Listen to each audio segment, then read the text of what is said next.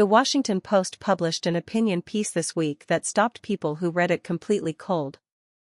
It was written by David Feith, a senior fellow at the Hudson Institute who served as Deputy Assistant Secretary of State for East Asia between 2017 and 2021 and as White House Senior Director for Technology and National Security in 2025. A man who spent years inside the most sensitive rooms of the United States government dealing with China policy. And he used his platform in one of the most read publications in America to write about a figure skater from Oakland and her father. The title of the piece is this: Behind Alysa Liu's Olympic glory lies a deeper drama, one that China does not want told. It is the most politically significant thing written about the Liu family since the gold medal.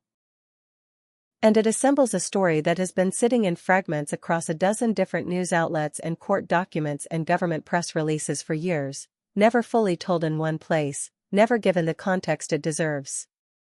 This is that full story. Every layer of it. And it starts not in Milan in February 2026 but in Guangzhou, China in the spring of 1989. Arthur Liu was a student at Sun Yat-sen University in Guangzhou in 1989. He was young, politically aware, and watching something extraordinary happen in Beijing. Tens of thousands of Chinese students had gathered in Tiananmen Square in the heart of the capital, demanding political reform, freedom of the press, accountability from the government. The protests had been building for weeks. The whole country was watching. And in cities across China, students at other universities were organizing in solidarity. Arthur Liu was one of those organizers. He was elected president of the Guangzhou Autonomous Student Union of Universities, a student organization that coordinated hunger strikes and demonstrations in support of the Beijing students. He organized rallies. He led people into the streets. He stood at the center of a movement that was demanding the Chinese government become something it had never been. And then on June 3 and 4, 1989, the Chinese military moved in.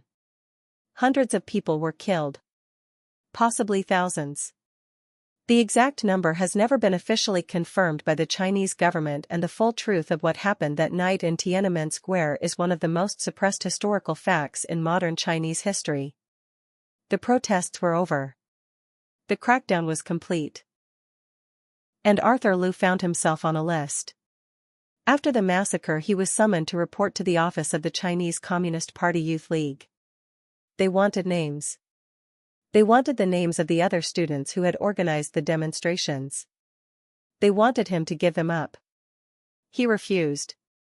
He told them he would take full responsibility for everything that had happened, that he had been elected president of the student union, that he would not give them what they were asking for. He refused to name a single person who had stood beside him in those weeks of organizing and protest. And then he understood what was coming. He was wanted. He was on a list. Staying in China meant arrest, detention, and whatever happened after that in a country where the government had just killed hundreds of its own citizens for asking for freedom. So he left. He fled China on a smuggler's boat. He made it across the border. He eventually made his way to the United States. He arrived with nothing that would have been apparent to anyone looking at him from the outside. No established career. No family network in America. No institutional support. Just the specific determination of a man who had organized a student movement, refused to give up his comrades, and survived a government crackdown by getting out before the door closed. He became a lawyer. He built a life in Oakland, California. He raised 5 children as a single father. He brought those children to an ice rink when they were young. Because he had seen Michelle Kwan on television, and something in him decided this was where his family would go. He built one of his daughters into the most dominant figure skater in American history. And he never stopped being Dissident 3. That is the designation the FBI gave him in a federal criminal complaint filed in 2022. Not his name. Not his professional title. Not the lawyer or the father or the former student president. Dissident 3. One of several Chinese dissidents living in the United States that the Chinese government had assigned operatives to monitor, surveil, and intimidate. The story of what happened in 2021 and 2022 is one of the most specific and most unsettling things that has ever been adjacent to an Olympic story. And it deserves to be told with the full weight of its details intact. In November 2021, Arthur Liu received a phone call. The caller claimed to be a United States Olympic and Paralympic Committee official. He asked Arthur for copies of the family's passports. His own and Alysa's. An unusual request. A request that a real USOP official would not have made in that way. Arthur's instincts, the instincts of a man who had already spent decades knowing the Chinese government considered him a problem, told him something was wrong. He refused. He was right. United States federal prosecutors later charged 5 men with working as illegal agents of the Chinese government, running a network designed to surveil and intimidate Chinese dissidents living in the United States. One of those 5 men was Matthew Zaburis. Zaburis had been assigned to monitor the Liu family. He had traveled to the Bay Area where Arthur and Alysa and her siblings lived. He had tried to obtain their passport numbers to supply to Chinese intelligence. He had a handler, a Chinese intelligence agent named Chang Sun, who was directing the operation from China. In the FBI criminal complaint, the Liu family appears with specific designations.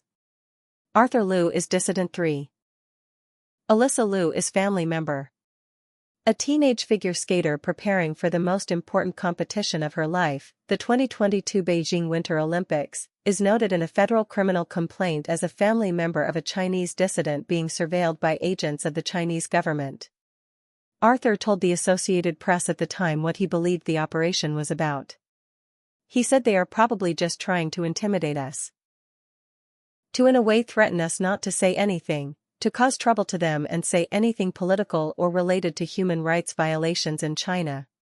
He said he had concerns about Alysa's safety. He said the US government did a good job protecting her. He only let his daughter compete in Beijing in 2022 at all because he had received personal assurances from the State Department and the US government about her safety. Think about what that sentence actually contains. A father negotiating security guarantees from the United States government before allowing his daughter to compete in a sport she loves, in a city controlled by the government that put him on a most wanted list and later sent agents to steal his passport number. Alysa found out about the surveillance operation when she was a teenager. She has said in multiple interviews that learning about it felt surreal. She said it was like being in a prank show. She said she must be some movie character. And then she said it made sense to her from everything her dad had done in his activist days. She understood, even at that age, that the story she was living was connected to a history that started before she was born in Tiananmen Square in the spring of 1989. She said if a movie is ever made about her story she wants to be the super cool hero. But she said the real focus should be on her dad. His story, she said, is the one that matters. His story is the roots of everything else. Now here is the layer that the Washington Post piece specifically adds to this story. The layer that makes it the most politically significant treatment of the Liu family story published since the gold medal. David Feith is not a sports journalist. He is not an Olympic commentator. He is a former senior official of the United States government who spent years working on East Asia policy at the highest levels of American national security. When someone with that background writes about transnational repression and the Chinese Communist Party's long reach and the story Beijing does not want told, he is bringing a specific kind of institutional knowledge to the narrative that no sports outlet can replicate. He is saying, with the authority of someone who has seen the classified version of exactly how the Chinese government operates against dissidents abroad, that the Liu family story is not just a heartwarming Olympic backstory. It is a case study in one of the most important and most underreported threats facing Chinese Americans and Chinese dissidents living in the United States today. The practice of using intelligence agents and informal networks to monitor, intimidate and pressure people who left China and refused to be silent about what happened there. Arthur Liu refused to name his fellow student activists in 1989. He fled on a smuggler's boat. He became Dissident 3 in an FBI criminal complaint in 2022. And his daughter won 2 Olympic gold medals in 2026 while the man who had been sent to steal their passport numbers was being prosecuted in a federal court in the United States. That is not a sports story that happens to have a geopolitical dimension. That is a geopolitical story that happens to have a sport at the center of it. Here's the specific thing about Alysa Liu's position that makes this story impossible to separate from who she is publicly right now. She said in a Newsweek interview this month that the discourse comparing her to Eileen Gu is really silly. That they are both half Chinese. That she does not think the conversation serves anyone. She is right about all of those things. The way the sports media has often reduced the comparison between Liu and Gu to a simple America versus China loyalty test erases the full complexity of what both women are navigating and does a disservice to both of them. And at the same time, the full story of why Arthur Liu was not open to persuasion about having Alysa compete for China, to use the specific phrase from The Economist's reporting, is not a simple story about patriotism or flag preferences. It is the story of a man who watched the government of China kill hundreds of his comrades, who refused to give up their names, who fled on a smuggler's boat, who built a life in America and raised a family, and who was later told by the FBI that Chinese intelligence agents had been sent to his neighborhood to steal his daughter's passport number. He told Nikkei Asia directly. Chinese people still have no freedom of speech, no freedom of religion, and there are still political prisoners in China. Clearly he would not allow his daughter to compete for such a government. That is not a sports opinion. That is the statement of a man who has been living the consequences of what that government does for 37 years. And while Alysa Liu stood on the Olympic podium in Milan in February 2026, gold medal around her neck, hair flip becoming a viral moment, 8 million Instagram followers arriving in the weeks that followed, something else was happening simultaneously in the American legal system. The prosecution of the men charged with running Chinese government surveillance operations against dissidents in the United States was proceeding through the federal courts. Matthew Zaburis, the man labeled in FBI documents as the operative assigned to monitor the Liu family, was part of a case that has been working its way through the American justice system since 2022. It is rare for an Olympic gold medal to intertwine with a federal criminal case. It is rarer still for the athlete standing on the podium to be the daughter of a man the FBI classifies as a dissident. And it is rarest of all for the man who was sent to spy on that family to be facing prosecution in the same country that is simultaneously celebrating the daughter as a national hero. The Washington Post piece this week makes clear that the story is not over. That Dissident 3 and family member are not historical designations. They are the current reality for a family that is still navigating the long reach of a government that Arthur Liu walked away from 37 years ago on a boat with nothing. Alysa said she wants the movie to start with her dad's story. With the roots. She said his story is the one that matters and that everything that happened only happened because of what he did. She is right.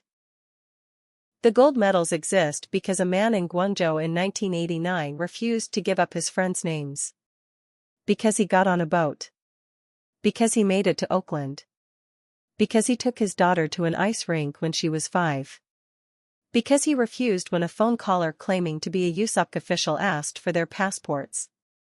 Because he trusted the FBI when they told him what was happening. Because Dissident 3 said no. Every time they asked him to say yes. The Washington Post called it the story China does not want told. David Feith, a former White House senior director, wrote it down in one of the most read newspapers in America. Now you know it too.